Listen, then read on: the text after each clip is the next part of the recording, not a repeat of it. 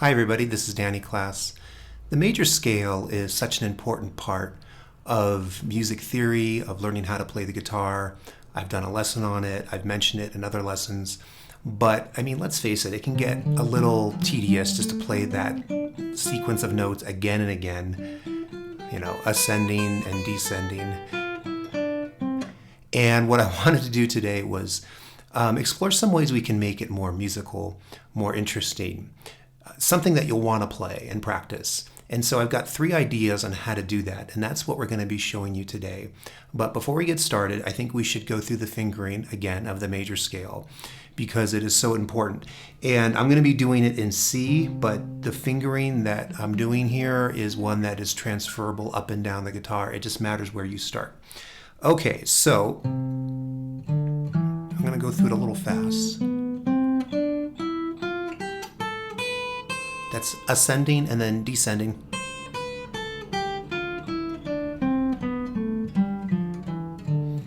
Okay, so my first suggestion would be to really memorize that, to learn how to play it in your sleep, to learn how to play it with your eyes closed at various speeds, again and again and again and again. There are other fingerings, but that's a good one to start with. Okay, so once you have that, then what? Because you can't really forget it. So the first suggestion I have for you is simply shuffle the notes around. This particular fingering has it doubled, so that's 15 notes. And those can be played in lots of different combinations by sliding. And so, what we're doing here is just kind of relaxing and just sort of taking the scale as its own thing, as its own kind of little mini universe of music, and moving the notes around, playing them out of sequence. In whatever sequence you want, the possibilities are, for all intents and purposes, infinite. There are backing tracks that you can find on YouTube for this, in C major in this case.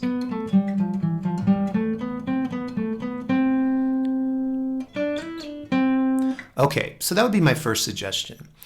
I've got another suggestion now for you, and it goes by different names. You might have heard it as intervallic soloing, or intervallic note playing, or intervallic scaling. But basically what we are doing is we are skipping notes, but still ascending, and then possibly, if you want, descending the scale. So let's do it in thirds. So what I mean is, if I'm on the C here, instead of going to the next note, let's skip that and go to the third note. It's actually an E. So I go C to E. Then I go to the next note of the scale. That's the key, right? The next note on the normal scale, it's D. And I go a third from that, in which case it's an F. Continue that process.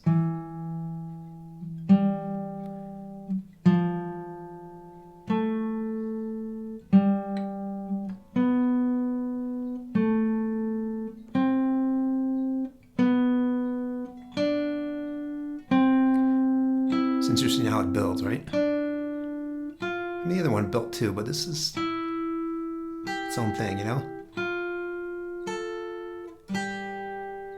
And then to end, you can just end on C. I like to kind of keep going to the A to the C.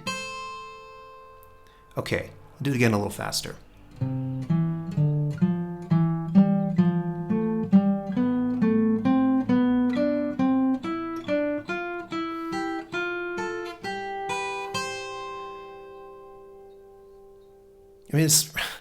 I really like doing this because, it's still a scale, but you're stretching it. It's longer because you've added more notes, but you're still kind of following the logic, the ascending logic here of the scale. Okay, there are other ways to make that interval jump. I like the sound of the thirds. It's that major third sound or minor third. And there's just something about it that I think is kind of compelling. But experiment with your own. Try it in fourths.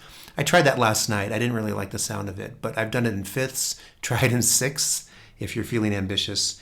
And that could be a fun way to go about learning the major scale. And, again, it's always something you can vary in speed or double the notes maybe.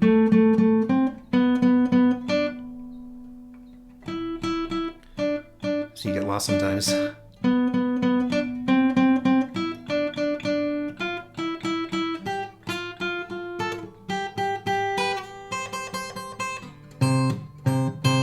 So that's another idea. The next idea is using kind of the same concept, but what if we did 3 notes in thirds? So from the C, the tonic, right? The third is the E and then the G. So we have, well, I'll just play it once. Okay, that's where we start. The next one from the D. Keep going in that pattern.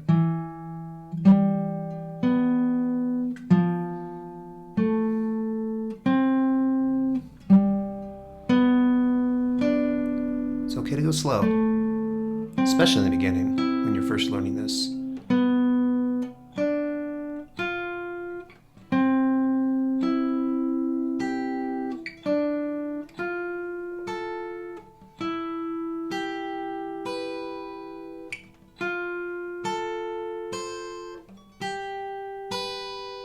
I'm just going to keep going.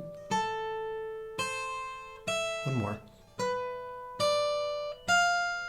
And then, you know, it kind of leaves it up in the air. So how you want to kind of resolve it, if you want to, you can go to a G or something. So let's do that again a little faster, in thirds.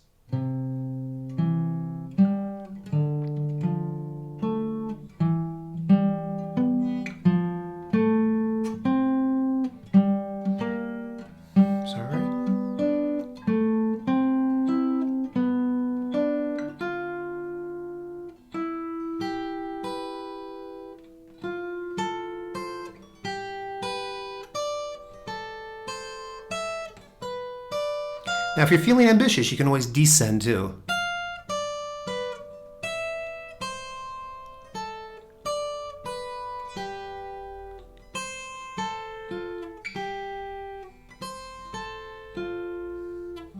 There it is.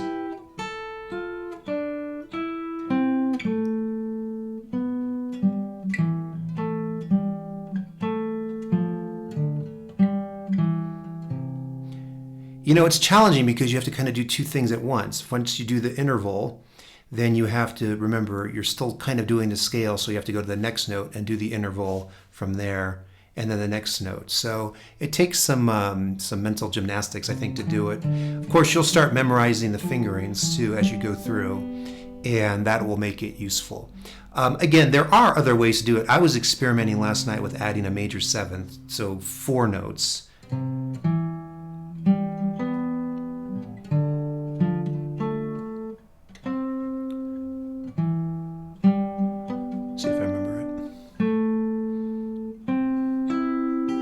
Etc., etc.